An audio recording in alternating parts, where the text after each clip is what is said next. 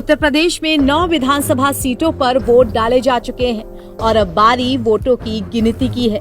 तो 9 सीटों पर हो रही मतगणना के बीच विपक्ष ने अब बड़े आरोप भी लगा दिए हैं। जी हां, समाजवादी पार्टी ने चुनाव आयोग पर ही सवाल खड़े कर दिए हैं। पार्टी की ओर से गिनती में धांधली के आरोप लगाए जा रहे हैं। दरअसल रुझानों में सपा कुछ सीटों पर पिछड़ती हुई नजर आ रही है। ऐसे में पार्टी ने रिजल्ट प्रकाशन में देरी के आरोप लगाए हैं। समाजवादी पार्टी मीडिया सेल के आधिकारिक एक्स अकाउंट से किए गए पोस्ट में चुनाव आयोग की कार्यप्रणाली पर सवाल उठाए गए हैं। सपा मीडिया सेल ने चुनाव आयोग और मुख्य चुनाव आयुक्त राजीव कुमार को संबोधित करते हुए एक पोस्ट लिखा।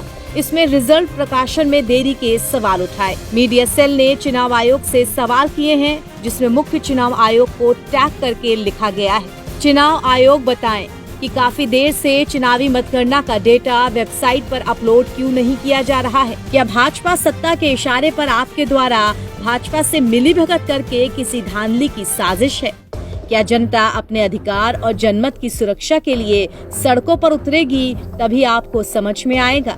जनमत के साथ खिलवाड़ मत कीजिए महोदय, इसके गंभीर दुष्परिणाम होंगे, क्योंकि अब बेईमान चुनाव आयोग भी जनता के निशाने पर है।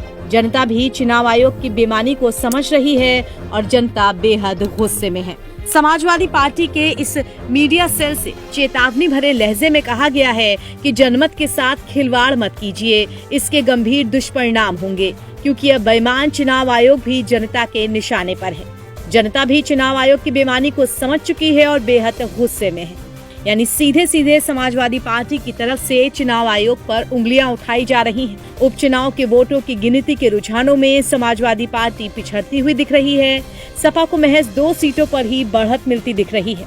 सपा को करहल और कानपुर की सीसामऊ विधानसभा सीट पर बढ़त मिल रही है। कुंद्रकी और कटेहरी जैसी सपा के गढ़ में भाजपा उम्मीदवार कुछ राउंड में बढ़त बनाए हुए हैं।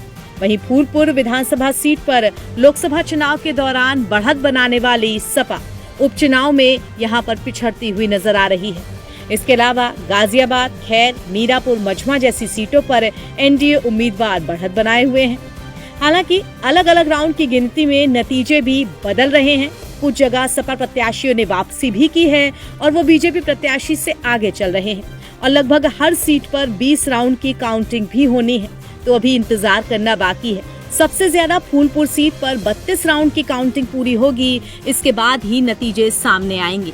लेकिन विपक्ष की तरफ से लगातार सरकार के ऊपर काफी सारे आरोप लगाए जा रहे हैं और साथ ही अब ये ट्वीट करके चुनाव आयोग को भी कटघरे में खड़ा कर दिया गया है।